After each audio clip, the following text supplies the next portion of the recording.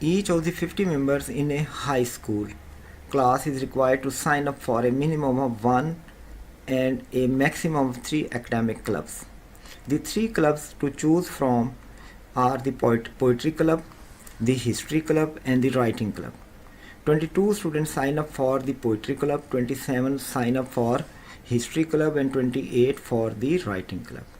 If 6 students sign up for exactly 2 clubs, how many students sign up for all 3 clubs? इसका data arrange करते हैं. Total है 59, poetry में 22, history में 27 and writing में 28. उसके बाद डाटा है 3, इसमें 22 student sign up for poetry club, 27 if 6 student sign up for exactly 2 clubs.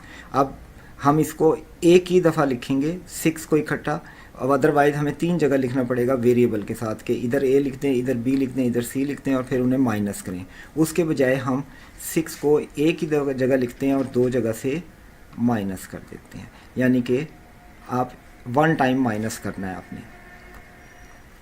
और x वो तादाद है जो 3 जगह बैठी हुई है, तो ये माइनस एक्स और ये भी माइनस एक्स. अब एक x से x कट जाएगा तो -2x होगा. यानी कि सिंपली ये बना कि आप इनको ऐड कर लें, 22, 27 और 28. ये आपके पास आ गया 9 और 8 17, 1 कैरी 6 एंड 77. 77 में से आप 6 माइनस कर देंगे क्योंकि डबल काउंट हो रहे थे, एक जगह काउंट करना है, तो ये बच गया 71. और ये दोनों भी इसमें से जाएंगे तो आपके पास बन जाएगा -2x.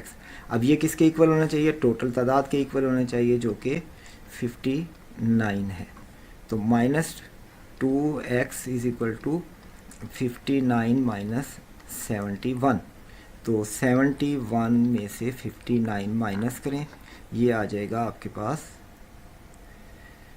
2, ये आ गया 11 हो गया, इधर से कैरी लिया, 11 में से 9 गया 2 और ये 6 हो गया था 12.